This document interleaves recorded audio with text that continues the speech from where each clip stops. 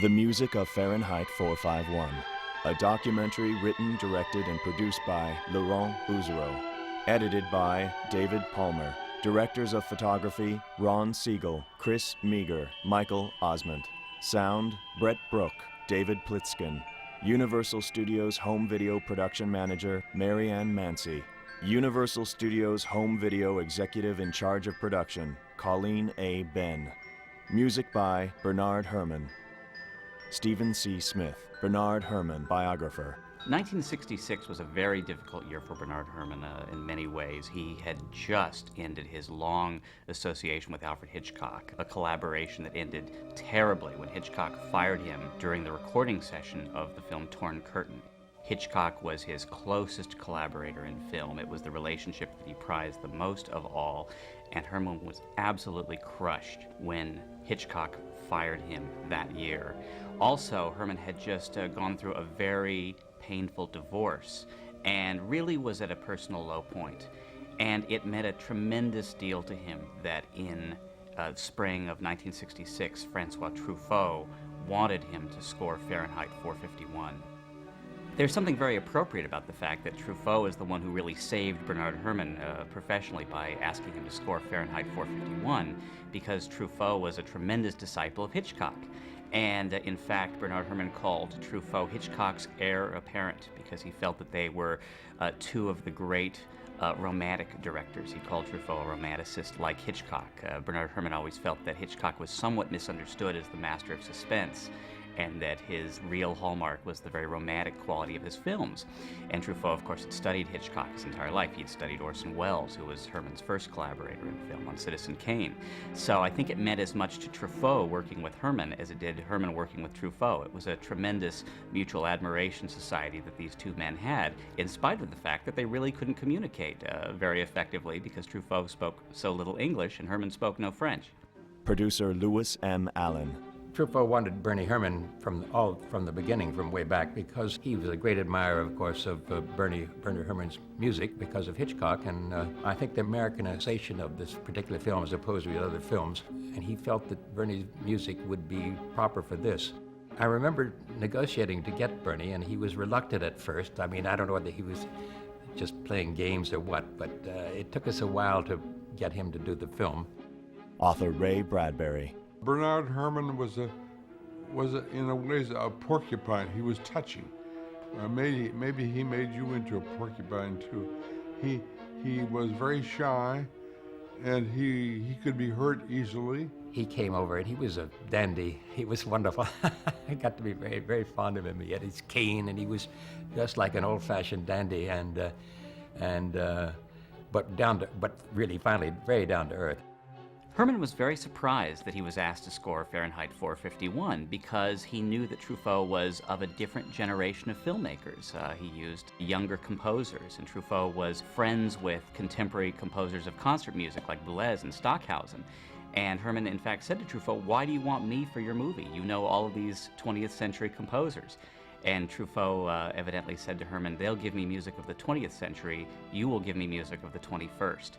And Truffaut had an appreciation of the timeless quality that Herrmann's music had. Yes, he used more conventional instruments than perhaps some composers of the 1960s. In fact, the Fahrenheit score is written for strings, harps, and percussion, but Herrmann also gave it a tremendous emotional resonance. In fact, I would say that much of the emotion in this film comes from the music, and that's by design. I think that Truffaut knew he was making a cold film. It's about this rather sterile society, and it was an extremely astute choice on Truffaut's part to choose such a romantic composer as Bernard Herrmann to really give us the unspoken emotions of all the characters.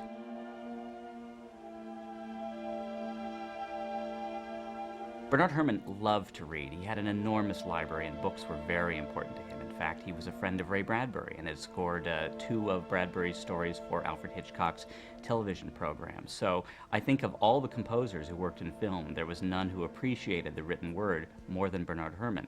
He romances you. He had a tender heart for the library and for the books, and it comes out in the music. I had hoped that lighter hands than mine would help to mold her character. And that a baby smile upon her breast might change my child wife to a woman. It was not to be. Well, I don't think there's enough can be said about Bernard Herrmann's score. It's a real, true beauty. It's a romantic beauty, and that's what we have is a romance with books. I began to carry her downstairs every morning and upstairs every night. But sometimes when I took her up and felt that she was lighter in my arms. So this story really appealed to him and struck an emotional chord. And he was very moved at the notion of this society where people, as he said, had great thoughts and wanted to have this intellectual life that was denied to them. So I don't think he saw this as a science fiction movie, as something of an almost tragic human story. And it's his score that allows us to feel that tragic human dimension. And he and Truffaut spent a lot of time getting very specifically where they wanted the music, what kind of music they wanted to have interpreted, but they worked hand in hand. In other words, he did not just turn it over to Bernie and say, do the music. They plotted every single piece in great detail. Bernard Herrmann believed that it was important to establish the tone of a film immediately with the music that accompanied the main title. Fahrenheit has certainly one of the most unusual credit sequences of a Herrmann film in that it's spoken.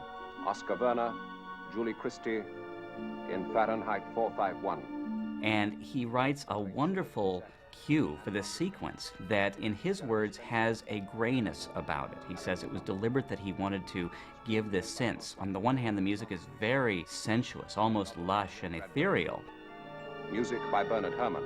But there's also something elusive about it, and I think that he is telling us that this is a different world that we're going into, and a world in which people are not allowed to have strong emotions and having strong feelings, and it's an extremely beautiful cue that also has something very, very elusive and almost cold about it. And then there's a wonderful juxtaposition musically where he takes us from this lush opening to the very strident music that accompanies the firemen. This is the cue that we will hear more than any in the film. It's almost like a bludgeoning hammer.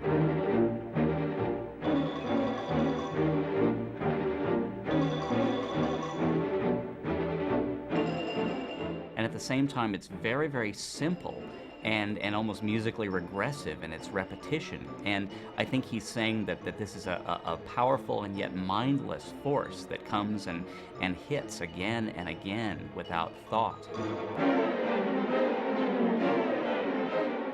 Editor Tom Noble. There is a story about that music that goes with the fire truck.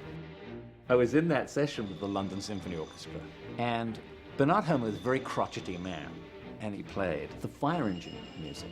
So Francois looks at me, and he says, I said, what? And he says, I don't like the xylophones. So I said,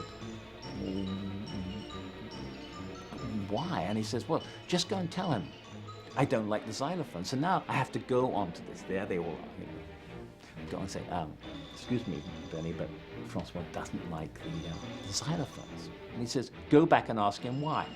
So I go back, I am the messenger. Francois. Then he says, why? And he says, well, they're too comical. So I go out and I said, Francois thinks they're maybe on the comical side. And he says, they didn't laugh at Ravel. Go back and tell him. So I said, Benny says that they didn't laugh at Ravel. He says, you go back and tell him he's not Ravel. Thank you very much. Okay. So I don't know how to best put this, but Francois really doesn't feel that the xylophones are working, and they're still a little comical, but I didn't say anything about the Ravel. I thought the best left unsaid.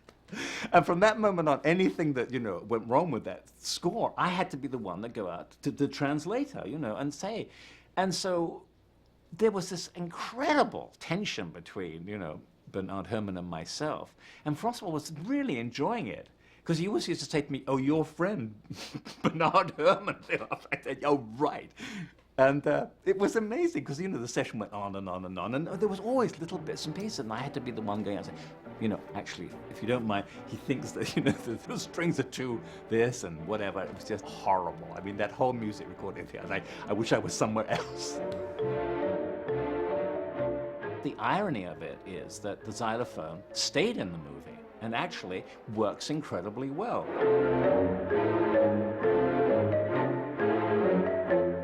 Herrmann said that the music sort of sounded like a nursery game. And I think that's an interesting comment. Why a nursery game? Why is there this sort of childlike sound to much of the music in Fahrenheit? Well, I think it's because the characters in the film have been reduced to a childlike level in their society. They're not allowed to have intellectual thoughts. They're not allowed to read books. And instead, they live this kind of soporific lifestyle. They're talked to as if they were children by the television characters. And I think that's a really interesting, subtle thing that Bernard Herrmann does in the music, is he brings out this childish nature in the society. The Fahrenheit score is almost one long emotional crescendo that Herrmann gives us, the awakening of this man, and we feel it through the music that is so sort of gray and non-committal at the beginning becomes extremely emotional by the end. And I think some of the most moving passages are the ones in which Oskar Werner reads, both to himself and then later to Linda's friends. Columbia University professor and author of a critical study on François Truffaut, Annette Insdorf. If you look closely at the film, you might notice that the romantic music does not really accompany what might be called romantic or erotic scenes. They accompany rather the scene of Montag learning to read David Copperfield, furtively, by the light, ironically, of a TV screen. In other words, the music that normally would accompany the obsession of a man for a woman, let's say in Hitchcock's films, now accompanies the obsession of a man, Montag, and a text. The act of reading becomes the most, quote, romantic thing in Fahrenheit 451.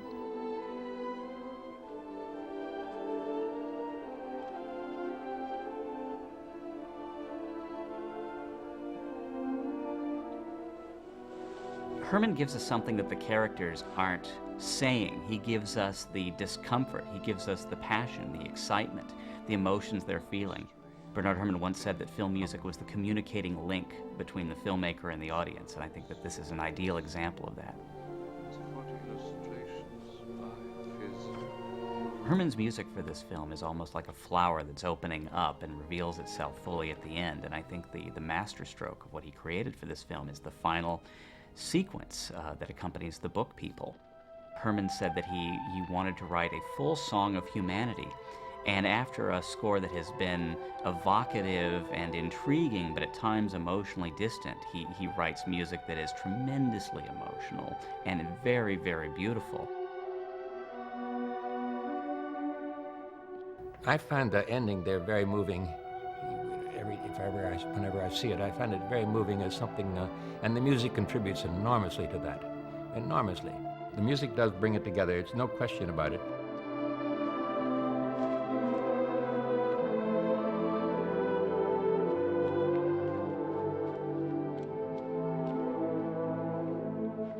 You have the book people wandering in the woods, speaking their lines, remembering Poe and what have you, and you have the beautiful score by Bernard Herrmann, one of his best, playing in the background, and when the film ends, you're in tears. I've seen the film 20 times now, and I cry every time at the end because it's such a perfection of filmmaking with Herrmann's score.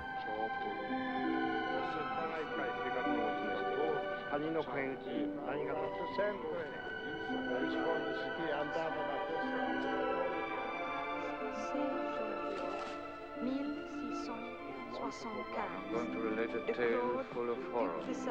Interestingly, at least one executive connected with the film hated it and felt that they should drop this final piece of music and put in a song underneath. This, after all, was the mid-1960s, and studios were really discovering the commercial value of putting commercial songs in film. This is something that Truffaut and Herrmann were absolutely against, and Truffaut held his ground. According to Herrmann, that same executive at one point said to Truffaut, "You know, I don't like your film at all." And Truffaut said, "Well, I didn't ask your opinion." That's the kind of thing that Herrmann loved. He loved working with strong-willed people who fought for what they believed in. It's interesting that Truffaut puts no text on at the beginning of the film. He has the opening credits spoken, but at the end, we do see the words that say, "The end." And Truffaut is perhaps suggesting that there is a new beginning, that there is hope for the written word. But Bernard Herrmann's music is much more irresolute. It's much more ambiguous. As he did at the end of Psycho, he ends the movie not with a chord that resolves everything and sounds very final and upbeat, but he leaves us hanging musically. And it's a very almost disturbing choice at the end, and it's one that he knew was effective because it means that people will finish watching this movie and perhaps continue to take the story with them. And it's not something that you can just shake off immediately. It haunts you.